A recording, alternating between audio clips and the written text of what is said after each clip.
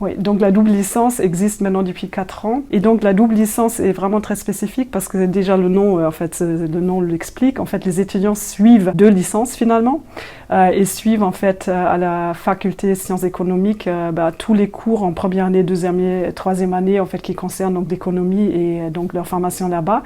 Et en même temps, ils suivent à la faculté de l'LEA donc l'allemand et l'anglais. En fait, la double licence est ouverte que pour les langues anglais et allemand, donc 2 langues majeures, et font vraiment un quota d'heures qui est assez important et ils ont vraiment aussi une double charge de travail. Effectivement, côté LEA, ils peuvent pas suivre tout, mais c'est vraiment en fait les cours de langue pour l'anglais et pour l'allemand qu'ils font entièrement. Du coup, en fait, c'est vraiment intéressant parce qu'on a des étudiants qui sont très bien formés en économie, donc à la faculté Sciences Éco. De l'autre côté, ils deviennent vraiment spécialistes dans les 2 matières linguistiques, donc anglais et allemand. Mais c'est vrai que c'est une double charge de travail et donc c'est une double licence qui est sélective. Hein, donc ça, c'est aussi quelque chose. Donc on a des candidats très intéressants. Souvent, je parle l'allemand, souvent c'est des étudiants qui ont fait Abibac. Et je trouve que c'est des étudiants qui se distinguent de la première année déjà un peu par leur capacité de travail et d'autonomie. Et ça se confirme un peu en deuxième et en troisième année. Le stage de troisième année en double licence, il est de 3 mois minimum à l'étranger. Il a plus de poids que le stage de licence